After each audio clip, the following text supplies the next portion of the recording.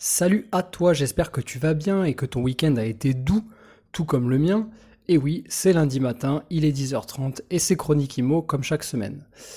Aujourd'hui, petit épisode sur une stratégie qui est pas forcément volontaire mais qui m'est venue un petit peu naturellement. L'idée c'est de faire le contraire d'IKEA, c'est-à-dire en tout cas de se battre contre IKEA. C'est ce que je me suis dit en pensant à cet épisode. Et c'est pas quelque chose que j'ai fait de manière préméditée. Je n'ai rien contre Ikea, je tiens à le préciser quand même. Euh, c'est juste que bon, bah, de toute façon, c'est pas une entreprise française, donc j'ai aucun problème à ne pas vouloir les mettre en avant et à ne pas vouloir euh, que ça soit, en tout cas qu'ils aient la main mise sur toutes les décos, puisqu'on va parler de ça, et sur tous les meubles et sur toute la déco qu'on installe dans nos biens de nos parcs immobiliers. Donc, j'ai plusieurs choses à te dire par rapport à ça. Mais avant de commencer, je voulais te remercier, parce que peut-être que tu es l'un d'entre eux, de ceux qui ont laissé un commentaire, parce qu'il y a eu des commentaires supplémentaires sur Apple Podcast. Je sais pas, depuis la semaine dernière, il y en a eu deux ou trois de plus. Et donc, du coup, ça a fait que les commentaires 5 étoiles, tu sais, c'est une histoire de palier sur Apple Podcast. Et là, le fait qu'on ait passé ce premier palier, ça nous a propulsé au-delà des 100 premiers podcasts de la catégorie business. Donc, dans la catégorie business, on a été propulsé à la 63e place, donc j'en suis très content. Et donc, du coup, je te remercie, parce que même si ça paraît très loin, mais moi, j'ai aucun problème à dire que pour moi, c'est déjà bien. C'est-à-dire que le podcast, il faut se rappeler qu'il a un tout petit peu plus d'un an, et qu'il y a un an, personne n'avait jamais entendu parler de moi, de nous, de ma façon de voir l'immobilier, ce côté très humain, très engagé, zéro bullshit. Et donc du coup, je suis content que ça résonne en toi et en vous, en tout le monde, en tout cas ceux qui écoutent quotidiennement et de manière hebdomadaire aussi. Donc voilà, merci, je voulais dire merci parce que ça fait plaisir, le travail paye, dans le sens où ça fait écho chez des gens, et si ça peut aider, voilà, si j'ai réussi à aider une personne, ne serait-ce que à chaque épisode, donc une personne par semaine depuis un an et demi, ben voilà, j'estime que la mission est accomplie. Euh, pour terminer, toujours sur les remerciements, on est 3997 sur LinkedIn. Donc, qu'est-ce qui se passe, LinkedIn? On va pas réussir à atteindre les 4000, on va pas y arriver. Voilà, donc si tu ne suis pas sur LinkedIn, il faut que tu saches que c'est mon réseau préféré. Donc c'est là où je poste toutes les semaines, des fois même plus qu'Instagram. Instagram, j'aime bien, mais j'ai quand même beaucoup plus d'échanges, beaucoup plus de gens qui viennent m'écrire dans les DM sur LinkedIn. Et souvent des conversations hyper inspirantes, hyper sympas. Ce qui peut même nous amener, et c'est déjà arrivé plusieurs fois, à faire des interviews grâce à des gens que j'ai rencontrés via LinkedIn. Voilà, j'arrête parce que sinon je vais spoiler un épisode qui va sortir dans pas longtemps. Voilà, donc sur LinkedIn, et pourquoi je te parle de LinkedIn? Tu vas me dire, oui, ok, c'est très intéressant tout ça, mais on s'en fout un peu. Effectivement, on s'en fout. Mais pourquoi j'ai décidé de te parler de LinkedIn? Tout simplement parce que je fais des posts de temps en temps, et le principe de LinkedIn, la façon dont moi je l'utilise, c'est de faire des posts pour essayer de faire réagir les gens. Donc j'essaye de faire des posts qui sont pas lisses, qui prennent position, et parce que je sais que ça va permettre d'engager des conversations intéressantes et profondes avec certaines personnes. Et il y a beaucoup de gens de l'immobilier sur LinkedIn. Du coup, je suis servi, quoi. Tu vois, j'ai toujours mon quota de réponses, etc. Donc c'est super chouette. Et là, il y a quelques jours, j'ai fait un post sur, comment ça s'appelle? Sur les meubles. Alors, c'est pas vraiment les meubles, je voulais parler des meubles, mais surtout de la décoration en général. Bref, tu vas voir là où je t'amène. Dans tous les cas, ce que je disais dans ce post, qui a vraiment cartonné, puisqu'il y a eu plus de... Enfin, vraiment cartonné, à mon échelle, encore une fois. Donc, il a été énormément partagé, il y a eu des commentaires, il y a eu des likes, etc. Ça a suscité pas mal de retours, même en privé. Euh, c'est un post en fait où je disais que les investisseurs immobiliers qui exploitent, tu sais, en LMNP, LMP ou SCI pour faire du meublé, et qui passent uniquement par par l'entreprise IKEA pour se meubler, Eh ben, je disais qu'en gros, il passait à côté de quelque chose. D'ailleurs, je te le dis à toi, peut-être que c'est ton cas, je sais pas comment tu t'es organisé jusqu'à présent, mais si t'as fait que des commandes Ikea ou que t'as passé une journée entière, parce que des fois c'est ça, c'est tellement un labyrinthe, t'y passes tellement de temps, tu t'y vas, tu dis ouais, je vais acheter un truc, et au final t'en achètes 10. Bon, bref.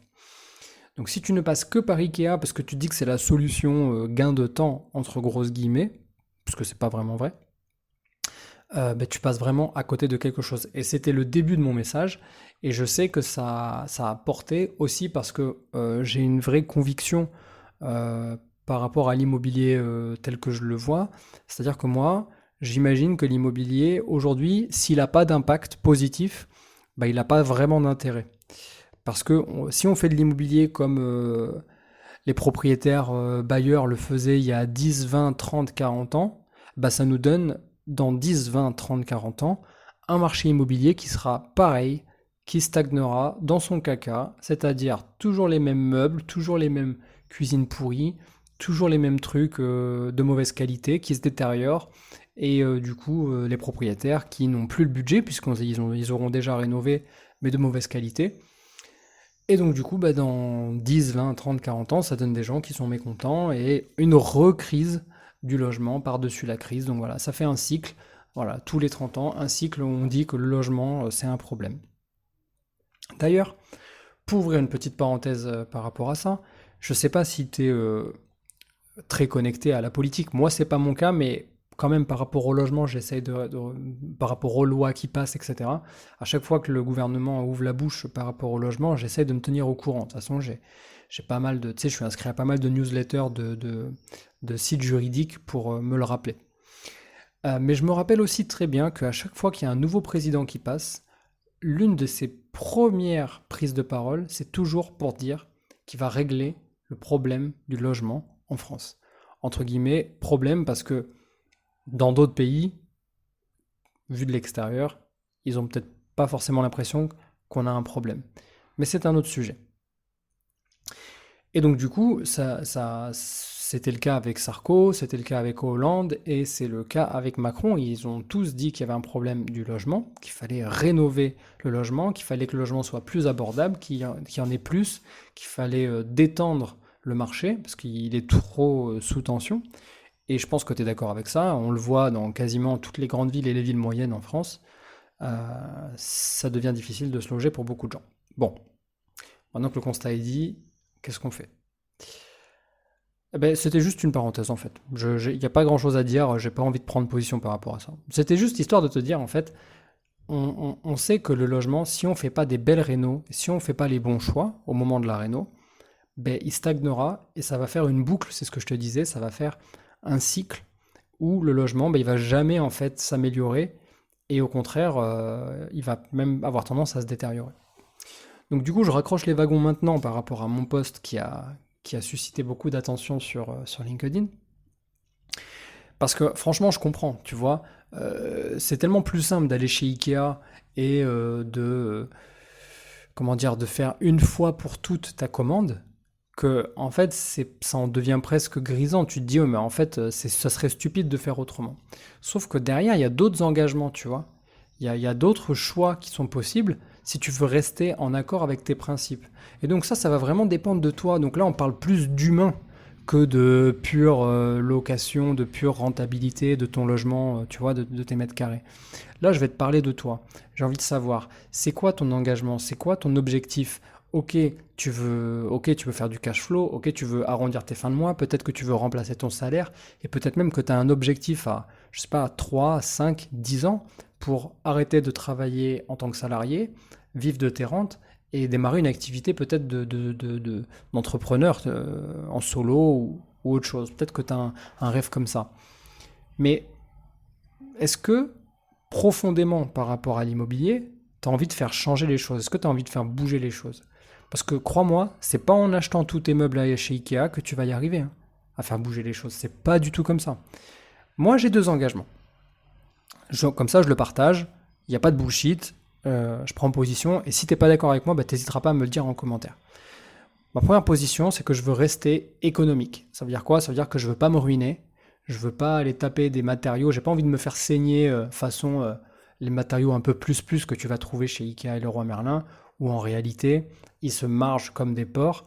Tu peux trouver la même chose. J'en parlais l'autre jour avec un ami investisseur. Je parlais notamment de carrelage au sol, des grands carreaux, tu sais, les 120 par 60, là, les longs. Euh, les mêmes, tu les trouves chez un grossiste à 32 euros le mètre carré. Les mêmes à Leroy Merlin ou Casto, la même référence parce qu'ils ont les mêmes, c'est 62 ou 63 euros le mètre carré.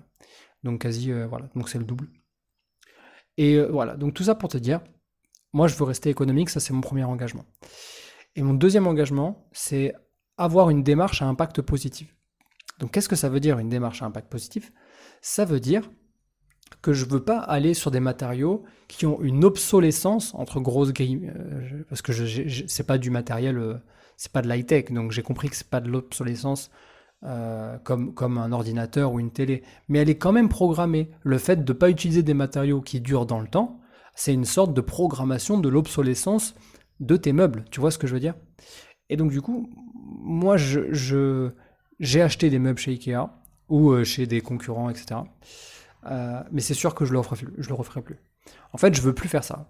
Et je prends comme image cette petite table Ikea, la table basse, la carrée, là, celle qui fait 50 par 50, que tu as en noir, en blanc ou en couleur imitation bois. Tu vois, tu que trois coloris. Cette table-là, je crois même que la référence, c'est l'arc ou un truc comme ça. Enfin, je me rappelle plus, mais elle est hyper connue. Cette table, tu l'as vue dans tous les appartements, tous les studios qui ont été rénovés depuis ces 10-15 dernières années, tu as vu cette table. Cette table, je peux plus la voir. C'est une catastrophe pour moi. Je veux plus qu'on voit cette table. Elle devrait être bannie pour deux raisons. Déjà parce que c'est une insulte au design et à l'art qu'est le design des meubles en bois. Parce que déjà, c'est pas du bois, c'est du carton. C'est une sorte d'aggloméré, tu sais, avec un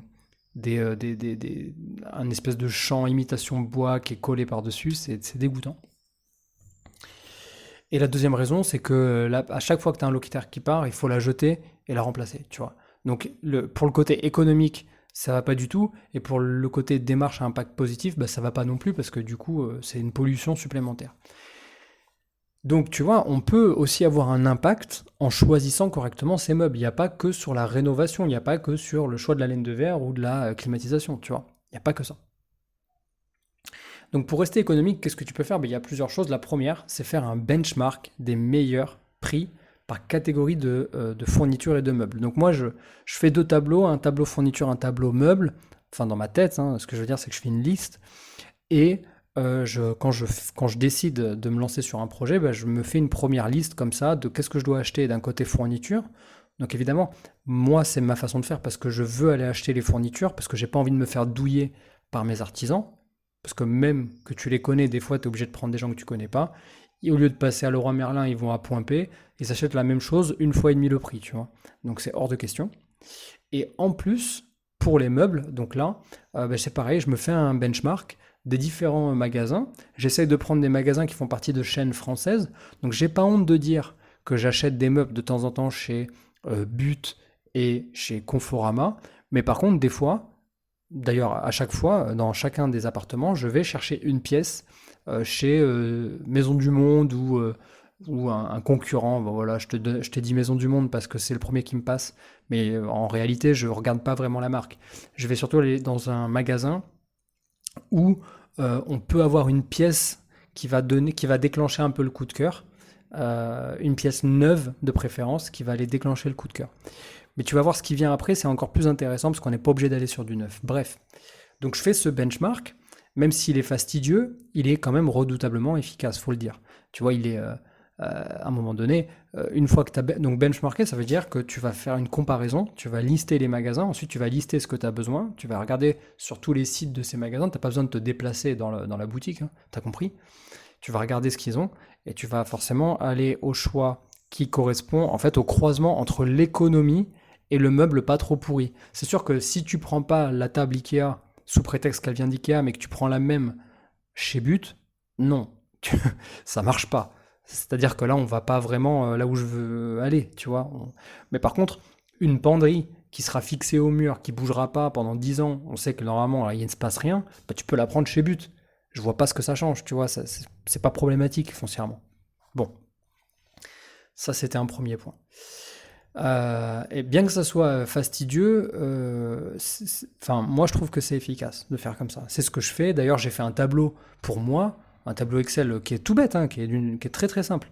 Je te mets le lien sous l'épisode, si tu veux, tu le récupères gratuitement. Mais au moins, voilà, tu peux t'en servir pour. Ça te fait une bonne base pour répondre au point 1. Euh, D'ailleurs, petite alerte, spoiler alerte, Ikea n'est pas le moins cher, hein.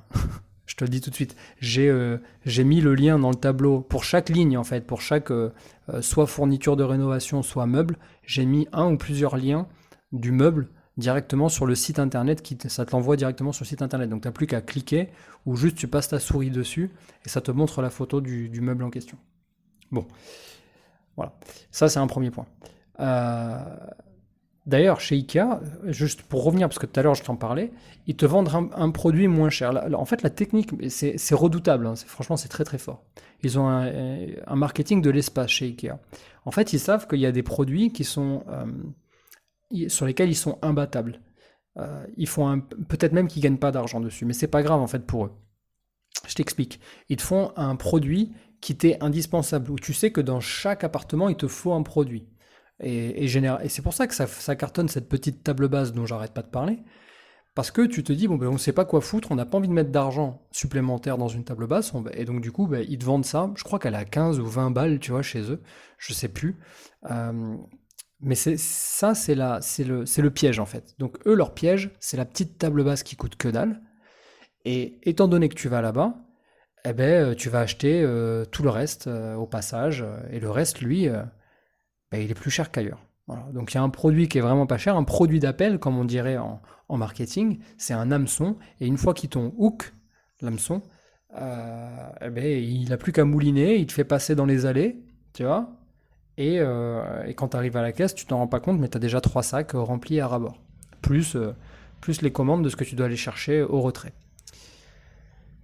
Et généralement, ça te coûte plus cher que d'utiliser le benchmark dont je parle, de faire le benchmark sur les différentes entreprises françaises. Après, tu as plein d'autres enseignes, hein. Moi, But et Confo, il y a un côté. Bon, c'est des grosses boîtes, certes, mais c'est des entreprises françaises, donc bon, je sais pas, il y a un côté où je me dis c'est quand même mieux. Ensuite, le deuxième point que je voulais aborder dans cet épisode, c'était le fait de valider tes principes RSE. Donc tu sais, RSE, c'est la résilience, c'est ce dont je parlais tout à l'heure, l'impact positif et pas de gaspillage, éviter, voilà, recycler un maximum, éviter de polluer, etc. Donc, pour valider tes principes RSE, si t'es comme moi et que ça t'importe, tu sais, moi je suis le genre de mec, on a 3 poubelles à la maison, une pour l'organique, une pour le papier, le plastique, et une pour, tu vois, il faut que ça soit, à un moment donné, faut contribuer, il faut faire quelque chose, même à ton échelle, faut faire quelque chose. Et donc du coup, en allant chercher des meubles de qualité supérieure, qui ont prouvé leur solidité dans le temps, bah, tu peux valider ces principes RSE. Alors tu vas me dire, oui Mathieu, mais où est-ce qu'on les trouve ces fameux meubles qui ont validé leur solidité dans le temps? Qu'est-ce que tu veux dire par là? Eh bien, c'est très simple, tu achètes des meubles de seconde main, donc des meubles d'occasion. Et moi, j'ai pas du tout honte de le dire, j'ai récupéré des pépites, mais quand je te dis des pépites, c'est des pépitas, quoi. C'est vraiment des trucs, ça brille. C'est clean, ça brille et c'est pas cher. J'ai trouvé ça sur Le Bon Coin et sur Celency. Donc, euh, ça, c'est les deux plateformes que moi j'utilise pour chiner. Mais vraiment, moi j'utilise Le Bon Coin comme une brocante, hein. Pas du tout comme un truc où on récupère les vieux t-shirts de ses cousins qu'ils ont déjà portés pendant 4 ans. Non, pas du tout. Moi j'utilise Le Bon Coin pour aller chercher des pépitas, des trucs que tu vas, qui valent une fortune. Vendu neuf, il y a ça, il y a des années, ça valait une fortune. Aujourd'hui, les gens, c'est plus à leur goût, ils s'en séparent, et alors que tu peux leur donner vraiment comment dire, un coup de jeune, soit en les laissant tels quels, et juste en les ramenant un petit peu en vie, avec, je sais pas moi, une lasure, un vernis, ce que tu veux. Je parle de vrais meubles en bois, évidemment, soit en faisant un petit custom. Donc voilà, après, je suis pas un spécialiste, mais on en avait longuement parlé avec Mathilde de Deco by Mathilde. Et c'était hyper intéressant de voir ce qu'on peut faire avec des meubles chinés. Voilà, donc en plus de ça, tu peux à proximité aller dans les petites brocantes de proximité, de quartier, les trocs de Lille et j'en passe, et tu trouveras forcément des pépites. C'est sûr, c'est sûr. Et en plus, si elles ont tenu, c'est que c'est des meubles de qualité. Voilà. Donc je te conseille évidemment de toujours aller plus vers du bois, du vrai bois, du bois brut, que de l'agglomérer, tu sais, cette espèce de reconstitution de bois. Pourquoi? Bah parce que pour du locatif, il faut que tu t'imagines que ben voilà, c'est quand même un peu plus manipulé, ça peut être un peu bougé. Des fois, tu vas devoir bouger les meubles. Peut-être que ton locataire, il va bouger les meubles parce que ça lui plaît pas la disposition. Toi, un jour, tu vas devoir repeindre le mur, donc tu vas bouger les meubles, etc. Donc bon, voilà, faut réfléchir à ça. Ça veut pas dire qu'il faut aller sur du meuble de grand-mère. Et c'est pas du tout ça mon propos. Mais des fois, il faut que tu essayes de marier. Peut-être que tu peux marier l'ancien et le récent, et ça peut donner un cachet de fou, tu vois. Moi, j'adore les bâtiments récents parce que je les trouve intéressants sur la partie euh, économie d'énergie. Mais par contre, je déteste les meubles là, tout carré, blanc, laqué. C'est pas du tout ma came. Moi, faut qu'il y ait un côté ancien, faut qu'il y ait un côté. J'ai presque envie que ça me raconte une histoire, que ça me raconte une époque. Tu vois, j'adore les meubles du 18e, du 19e. Ça, c'est vraiment ça raconte des histoires, tu vois. Très récemment, j'ai acheté un meuble euh, qu'on appelle un meuble mâle bonbonnière et qui est en fait un meuble type Louis XV. Mais en fait, ça existait déjà sous Louis XIV, c'est juste que ça c'était très peu produit parce que bah, les gens n'avaient pas l'argent, mais c'est de la marqueterie. Donc c'est un magnifique meuble en marqueterie avec un marbre par-dessus. Et j'ai acheté ça une misère par rapport à ce que ça vaut. Par exemple, tu sais, je crois que j'en ai déjà parlé dans l'épisode, mais moi je vis entre la France et l'Italie. Et en Italie, le même meuble, ça va coûter plus de 1 000 euros. C'est des trucs qui sont introuvables. Et quand tu les trouves, c'est uniquement chez des antiquaires. Et ça part pas à moins de 1 000 euros. Mais moi, je l'ai trouvé pour 130 ou 140 euros. Je l'ai trouvé dans une brocante de proximité, à côté d'un appartement que je suis en train de retaper pour faire un Airbnb. Alors évidemment, j'ai choisi ce meuble-là parce qu'il est en cohérence avec le rendu final que je veux donner à l'appartement. Tu vois, c'est un appartement à thème, et donc il fallait que je trouve des meubles d'époque qui vont dans le thème. Encore une fois, je m'arrête là, sinon je vais spoiler et je pourrais pas faire d'épisode sur le thème. Oh, c'est fou ça. Ensuite, voilà. Donc ce qu'il faut que tu te dises, c'est qu'en plus d'amener du cachet à ton bien, bah, ça aura un impact positif en recyclant, en fait, tout simplement en recyclant un meuble parce que tu sais, les brocanteurs, etc., les gens sur le bon coin, à un moment donné, si le meuble il part pas, ils vont faire quoi?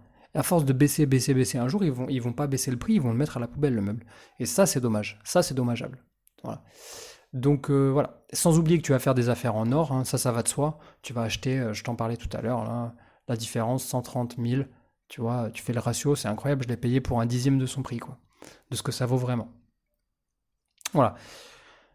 Et en faisant ça, tu auras un dernier point positif que j'avais envie de te partager, c'est que en choisissant cette typologie de meubles à forte résilience, bah, tu auras beaucoup plus de chances lors de tes visites de créer un coup de cœur chez ton futur locataire. Parce qu'il il va se dire, ah bah c'est pas comme ailleurs, tu vois, c'est pas comme partout, j'ai pas vu cette petite table immonde de chez Ikea, je l'ai, il y avait vraiment un meuble qui a du cachet, ça me rappelle peut-être un peu mon enfance, en même temps je sais que c'est un meuble de qualité, je sais que ça vaut de l'argent, le fait qu'il y ait un meuble qui ait une certaine valeur pécuniaire dans un appartement, ça envoie quoi comme message? Bah, ça envoie le message à ton locataire, à ton client, hein, disons que c'est un client, ça lui envoie le message que tu n'as pas peur de mettre de l'argent dans la qualité. Tu vois, il y a un côté, tu y tiens quoi, à cet appartement, tu y tiens à cet immobilier et à ce mobilier. Tu mets pas des trucs qui valent 3 francs 6 sous parce que tu te respectes et tu respectes tes locataires. Donc je trouve que c'est une belle image que d'aller vers cette stratégie anti-Ikea, un petit peu, je l'ai appelé comme ça, mais on pourrait l'appeler autrement, mais tu vois l'idée. Bon, c'est un post. Tout ça, c'est tiré d'un post, tu sais, que j'ai fait sur LinkedIn, et ça a suscité beaucoup de commentaires et justement je voulais t'en parler parce que dans les commentaires il y a eu plusieurs références qui ont été données supplémentaires à ce que je viens de dire. Donc il y a certainement des gens qui sont clients ou qui travaillent pour ces entreprises qui ont mis des commentaires. Je vois pas pourquoi j'en parlerai pas. Par contre, ce que je veux dire par là, donc je vais te citer d'autres noms d'entreprises qui proposent des solutions pour les meubles quand tu fais de la rénovation pour faire du meublé. Mais je me porte pas du tout garant parce que j'ai jamais testé, même si on avait fait faire un devis pour des appartements, mais au final on n'avait pas été au bout. Mais voilà, donc il y a plusieurs entreprises. Les deux que j'ai décidé de conserver pour en parler, c'est CBCV. Voilà, donc j'ai ouvert la petite page juste à côté. CBCV, ça veut dire c'est beau chez vous. Voilà, donc attends, c'est beau chez vous. Pack de meubles, déco clé en main, livré en une fois, installé à domicile. Voilà. Donc c'est une boîte qui te fait un pack de meubles, donc tu choisis ta déco. Paf, on va voir ce que ça donne. Voilà, on choisit sa déco, on choisit son thème, les couleurs, on choisit les packs qu'on veut suivant le nombre de pièces. Et il t'envoie tout ça à la maison. C'est un service en gros d'aménagement d'intérieur, hein, clé en main. Voilà, grosso modo, c'est ça. Et ça démarre à partir de 3600 € pour les packs design. Alors peut-être que je veux pas leur faire de la mauvaise... je veux pas donner des fausses informations. Après, tu pourras aller voir sur leur site, voir les projets. Voilà. C'est beau chez vous, j'ai quand même l'impression, sauf erreur de ma part, que c'est un peu plus, quoi. C'est pas du bas de gamme. C'est pas du bas de gamme. Il y a un vrai côté un peu plus. Mais ouais, 3002, 3003 là. Ils ont des packs à 3003. Donc voilà, donc ça peut être intéressant aussi d'y réfléchir de ton côté. Peut-être qu'il y a comment dire, des packs qui sont cohérents par rapport au budget que toi t'avais prévu, tu sais, en faisant ta liste d'achats par toi-même. Il faut pas être fermé. Moi, je suis fermé à rien. Je sais que pour l'instant, je l'ai jamais fait, mais j'aimerais bien tester. Donc voilà, donc je t'ai parlé de C'est beau chez vous. Et il y en a un autre. Putain, c'est pas facile à dire C'est beau chez vous, les gars, au marketing, là, qu'est-ce qui vous est arrivé? Il y a Easy Mobilier.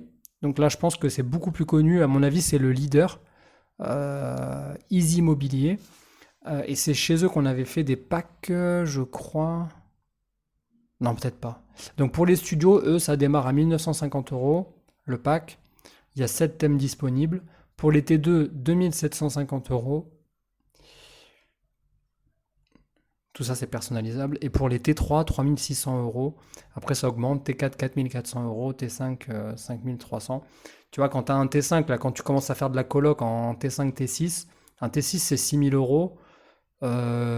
Si tu as meublé tes 6 chambres pour 6000 €, attends, mais faudrait quand même que j'aille voir là avant de dire des bêtises. Ça me paraît pas beaucoup d'argent. Mais bon, après, à voir. Tout est possible. Tout est possible. Donc j'aurais rajouté, en plus de ce que je vous ai dit, moi, vraiment, allez voir Celency, c'est vachement bien Celency, ce qu'ils font. Voilà, ils sont très précautionneux sur la sélection des meubles d'occasion, donc ça peut être chouette. Et puis le Bon Coin, c'est pour les baroudeurs comme moi, c'est pour les dénicheurs, tu vois, ceux qui ont envie d'aller chasser du meuble. Bah évidemment, le Bon Coin, ça reste la mine d'or. Voilà. Donc on en a terminé, hein. Au final, c'était tout ce que je voulais dire. J'étais en train de regarder mes petites notes, mais on va passer tout de suite à la question de la semaine. J'ai une question de Marc qui va vous intéresser, enfin qui peut t'intéresser à mon avis, qui est très atypique. Marc qui me dit: mon locataire ne paye pas son loyer depuis plus de 3 mois. Depuis 3 mois, non, depuis 3 mois. J'apprends qu'il est en prison. Que ferais-tu? C'est une question ouf, hein, on me l'a jamais posé celle-là. Par contre, j'ai déjà eu la réflexion d'aller voir ce qui se passait quand ton locataire est incarcéré. Et là, en fait, ça va dépendre beaucoup de ton bail. Mais en fait, tu es un peu piégé parce que généralement, les baux, ils en parlent pas de ça. C'est pas, voilà, c'est jamais conditionné dans les baux. Donc, faut faire très attention. Tu peux te le rajouter, hein, tu peux voir avec un avocat spécialisé si on peut rajouter quelque chose, mais en gros, Marc, ce qu'il faut que tu saches, c'est que si ton locataire... Alors déjà, ça va dépendre si c'est du meublé ou si c'est du nu. J'ai envie de te dire, si c'est du meublé, c'est quand même un peu mieux parce que à partir du moment où tu envoies une procédure, il n'y a que un mois de préavis. Donc là, par exemple, je sais pas si toi tu l'as appris en cherchant ou si quelqu'un est venu te le dire. Mais si tu as quelqu'un de sa famille ou un proche qui te dit qu'il est incarcéré, bah tu peux peut-être t'arranger avec le proche pour faire un départ en fait à l'amiable. Moi, je précautionne, enfin, je, je, je préconise, pardon, toujours l'arrangement à l'amiable. Je pense que dans ton cas, ça serait la meilleure des situations. Évidemment, si euh, j'ai même envie de dire dans tous les cas, que ce soit du nu ou du meublé, avant de faire quoi que ce soit, il faut que tu vérifies tes informations et surtout, il faut que tu te rapproches de l'ADIL. Donc, voilà, tu te rapproches de l'ADIL, de ta région, de ton département, et puis tu vas ensuite tout simplement faire passer un huissier parce que bah, tu as besoin que l'huissier il vienne attester que la personne ne vit pas sur place, dans le sens où oui, il est locataire de plein droit, mais il ne vit pas sur place et que la raison pour laquelle il ne vit pas sur place, bah, ça pourrait être tout simplement parce qu'il est incarcéré. Donc ça, c'est une chose. Mais déjà, contacte l'ADIL de ton département, de ta ville. Et voilà, il y a des permanences dans quasiment toutes les communes de France, donc n'hésite pas à contacter l'ADIL. Ils ont des juristes qui pourront t'aiguiller là-dessus.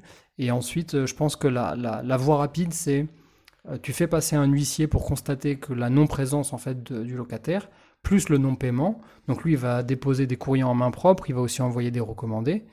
Et lui, il a le pouvoir de changer la destination du courrier au lieu d'incarcération. Donc ça, c'est ça le plus important, c'est que au bout d'un certain temps, il va être établi que la personne ne vit pas sur place. Du coup, il va pouvoir lancer ce qu'on appelle une recherche domiciliaire et il va envoyer le document à la prison ou à la maison d'arrêt, en fait, tout simplement.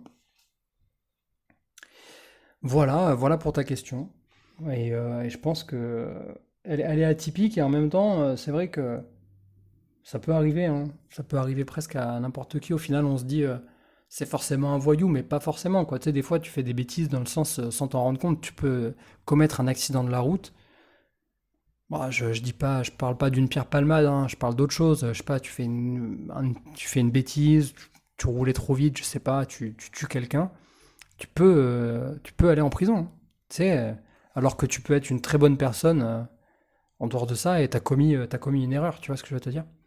Donc, euh, donc voilà. Étape 1, essaye de t'arranger à l'amiable avec les proches en prenant contact avec eux.